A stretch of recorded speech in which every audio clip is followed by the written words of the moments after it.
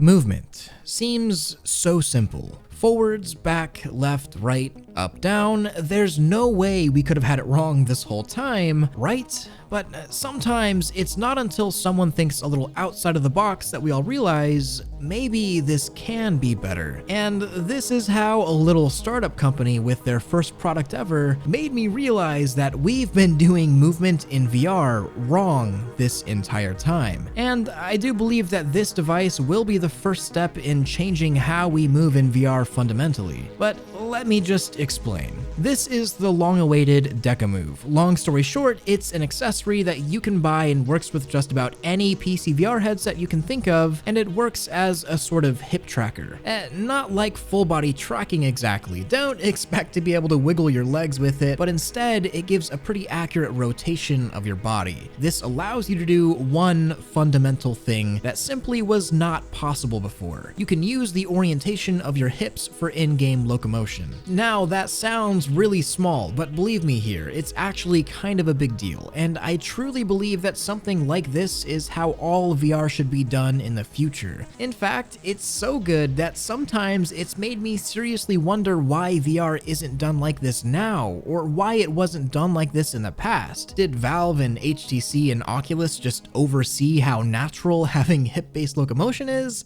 I don't know, but let me back up just a little bit and explain why this is so good and why it's important. Right now, if you're in a VR game with just a VR headset and controllers, you usually have two ways to accomplish locomotion or movement within the game. Either hand locomotion, where you use the thumbstick to control actual movement, and the position of your dominant hand's controller to actually rotate your character. This method is great for being able to walk in one direction and look in another, but has the downsides of where you aim is where you move, essentially. You can't detach the two because your orientation is locked to your hand placement. And the alternative that I use most of the time is head locomotion. In this mode, your rotation is locked to the orientation of your head. Basically, you move towards where you're looking. This makes motion sickness less of an issue usually, and you can move independently of where you're aiming, but the downside is you can't look in a direction that you aren't moving, unless you learn how to angle your thumbsticks in opposing directions to where you're looking, and that's just not very intuitive. And that's where this device comes in, the Decamove. You slap on an extra device on your hip that has one job, and that's to calculate my orientation. Now, instead of using my head or controllers to determine my locomotion direction, it uses my hip orientation. This has the huge benefit of allowing me to look using my head independent of my movement direction, just like hand locomotion, but I can also aim independent of my locomotion direction because once again, I'm using my hip instead of my controller to determine my movement direction. It's the best of both worlds and feels far more natural than either hand locomotion or head locomotion. And after using it for about 20 hours of gameplay in a bunch of games, I gotta say, this is the way, at least right now. But I'll get into that and what I feel on the future of this device and locomotion in VR in just a bit. I kinda wanna talk about the Decamove and Decagear and this actual product, because you know what it does and you know it works, but there's a lot of questions regarding this company and what they're shipping. I mean, this device is not super cheap as well. It's $70 for the unit, so this is kind of the actual review section. I'll start with the company. If there's one very disruptive company in the consumer VR space over the past year or so, it's Deca. And ironically, it was all without ever launching an actual product. Last year, Deca announced 3 products. The Decamove, of course, the Decagear 1 headset, and the Deca Air, a wireless adapter for the previously mentioned VR headset. The Decagear 1 and Deca Air were what got most people eyeing the company, of course. I mean, think about it. A company that no one has heard about comes out of nowhere and claims that they will soon be offering a VR headset for cheaper than almost all the competition, that has hand-tracked controllers, higher resolution displays than the Index, eye tracking, face tracking, inside-out tracking, hip tracking, and is capable of being wireless. Well, you just got every single VR enthusiast easiest on the block to look your direction, and of course with all the support and hype comes a lot of hate, and Deca has certainly received plenty, and it's somewhat understandable. The promises are huge, and no one likes to be scammed or fooled. People just want proof. Deca simply hasn't proven itself yet. You can promise the best VR headset on the planet for $5, but me personally, until I have it in my hands to test for myself, nothing's been proven. Which is why this Decamove in my hands is a big deal regarding how I and we view the company moving forward. While this isn't the whole headset that was promised yet, this is the first time we actually get to see one of these products in hand. Is this whole thing just a scam? How was the actual experience? And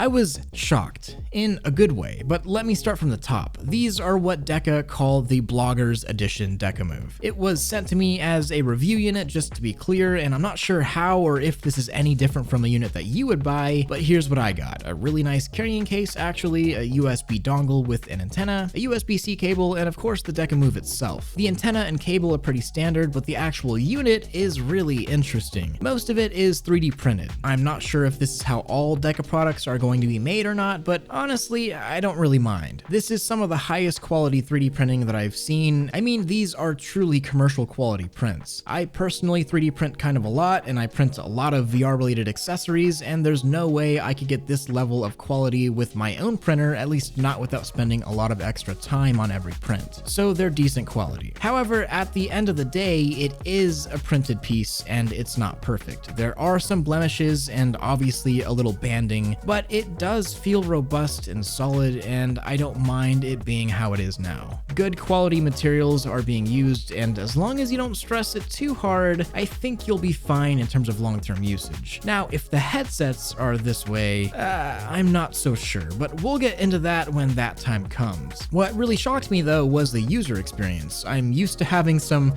pretty bad software experiences with VR related things. It's just kind of part of the territory, especially if I'm testing very beta hardware or software. But this was super slick. I downloaded the software, plugged in the antenna, turned on the Decamove, and it was all paired, ran a quick calibration, and then all the compatible games just showed up with the software, which acts as a launcher so that any compatible games launch with the correct hook to work with the Decamove, so no mods or extra overlays are needed. Then if you ever lose calibration or things feel off, you just hold your hands in front of you, and it's in a way that you wouldn't normally hold it anyways, and it'll automatically recenter your orientation settings. And that's that, honestly. It's a simple device that does a simple thing, but it makes every single VR game I played with it a significantly better experience. I'll also mention something small before I get into how it actually feels to use, but the haptic feedback on the device is very satisfying and leads me to be very excited for the haptic motors in their controllers. You press the button and turn it on, and a very satisfying short buzz occurs in the device, and even better when you recalibrate in-game without ever pressing a button, it'll do a little buzz on your hip to confirm the recalibration. It's just a very nice little touch that wasn't entirely necessary to be real, but it makes the Decamove feel like a much more premium experience, and I can appreciate the extra work that they did to put the haptic motor inside of this. Now, using it in-game, I'll start with Pavlov, and straight up, I play better with it right off the bat. Movement is more straightforward. I have overall far more control over my character in a more intuitive way. I can walk straight and look left with my head and have my gun to my right. It's no problem. Easy to do, and I don't even have to think about it. In fact, I was doing things I couldn't do before without even thinking about it. Mind you, something like that is significantly harder, if not impossible, to do beforehand. The closest way to do that same thing is to have head locomotion on and push your thumbstick in an adjacent direction of your head orientations so you move straight while looking in a different direction. It's just a pain in the butt, to be honest. This makes it far easier. VR chat sees a pretty big benefit as well. Just don't expect full body tracking at all, of course. But interacting with people and moving around is far more natural. I can walk and look around, and I'm just so used to literally using my head to steer my body in VR chat, and that's just not how I had to walk anymore. It's extremely liberating. But the biggest change that I felt was in a super fast-paced session of Boneworks. Now, I've played enough Boneworks to really have a grasp on how the locomotion feels and how I can really push it to its limits, and I gotta say, this is kind of nuts, but I'm never playing Boneworks again without without the Decamove or something similar. Hands down, it's just a better game that controls better and feels more natural and open and like you can do more with the game. And this is a running theme across all the games that I tried. A quick stupid example is I get two pistols, hold them out to my side while walking completely straight, and I can turn my head around and shoot enemies. Sounds simple, but that simple thing was almost impossible before. It's weird to think about. Plus, it does work with a pretty big number of games, and I guess that's because they didn't necessarily need the developers to implement Deca's SDK. As long as you use their launcher, I don't know, it's kind of weird, but the game selection is not small, for a beta device at least. And I gotta be real, this device is not perfect. It's got blemishes, it's printed, it lost connection once, and I do have to recalibrate somewhat often. But having the device is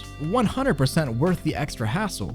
I mean, I don't know if I necessarily recommend this to every single PC VR player. It's hard to be honest, it's not cheap. But I'm telling you now, this thing legitimately makes every game or experience that is compatible with it better. Of course, that's just my opinion, but it's not every day that I come across a device that legitimately makes VR better in such a fundamental way as locomotion, and does it without having to walk weird or do weird things. It's natural. And for 70 bucks though, it's a lot to cough up. I'd say it's worth it sorta. But if you do take anything away from this review, not including buying something, it's that one, I do have far more faith in Deca than before. This first product, the Decamove, is an absolute hit out of the park, and it shows that Deca may know something about VR that the other guys just don't. They have a good vision. And number two, hip trackers or similar need to start coming with every single headset next gen, or we find some better way to do hip tracking or something similar.